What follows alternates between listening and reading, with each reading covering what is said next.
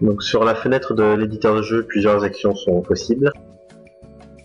On peut simplement choisir sa langue ou qu'on crée une nouvelle. La même chose pour les éléments qui sont du coup liés aux langues. Donc là-dessus, on va aller sur l'élément vapeur. Une fois choisi l'élément, on peut changer son nom. On peut le rendre accessible durant le jeu et accessible dès le début du jeu également. Grâce à ce bouton, on peut également associer des combinaisons. Donc genre créer une combinaison vapeur plus eau, ça créera par exemple, je sais pas, ça pourrait créer la lumière, voilà, hop, elle sera créée. Et de la même manière, on peut effacer une combinaison. De même, ensuite, on peut éditer des cours, donc soit créer une nouvelle page de texte, soit créer un nouveau lien, et ces cours ensuite seront disponibles dans notre application finale. Donc voici la partie apprenant de l'élève. C'est ici que l'élève va pouvoir assembler les éléments qui sont ici disponibles dans le chaudron.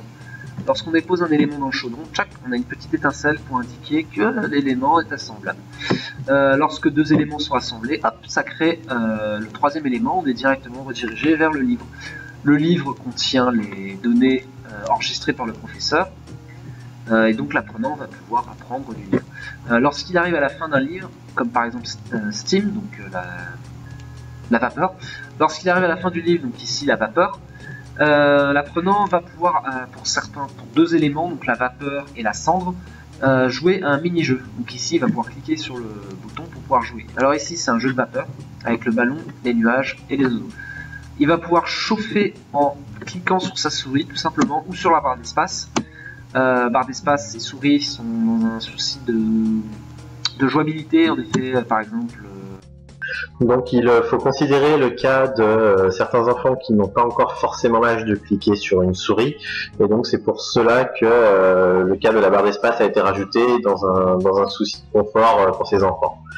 Donc le but du jeu, c'est d'essayer d'éviter un maximum d'obstacles, qui sont ici des oiseaux ainsi que des poteaux.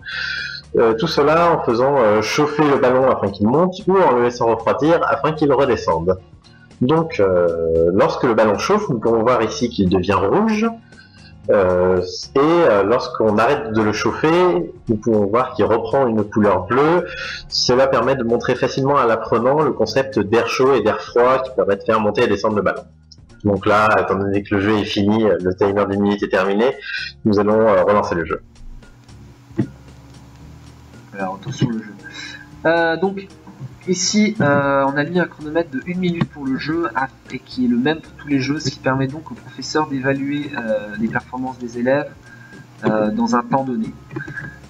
Sachant que, bien évidemment, plus le score sera élevé, plus l'élève aura réussi le jeu, et donc a compris les mécanismes du jeu, qui sont ici, donc de profiter de l'air chaud, des courants d'air froid.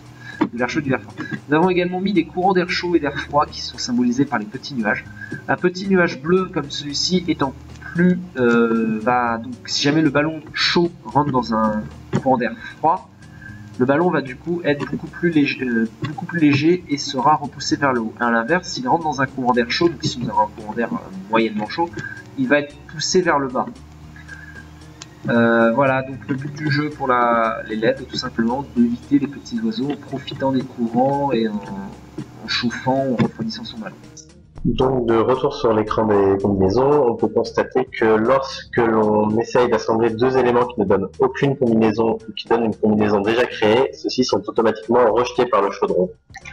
De plus, si un élément est ajouté dans le chaudron alors qu'il ne réalise aucune combinaison avec les éléments déjà découverts, celui-ci est automatiquement rejeté, ce qui permet à l'apprenant de mettre de côté ces éléments qui lui sont inutiles pour le moment. Nous avons également ici un compteur qui permet à l'apprenant de savoir combien d'éléments il lui reste à découvrir et ainsi de se situer dans le jeu. L'apprenant veut retourner sur un cours qu'il a préalablement vu, il peut le faire tout simplement en glissant son élément et en le donnant au petit livret ici, hop, qui lui permettra de retourner là par exemple sur l'eau. Une autre particularité, c'est le fait de pouvoir ouvrir des liens. En cliquant ici, j'ai ouvert en fait un navigateur. Ce qui permet de proposer du contenu multimédia à l'apprenant.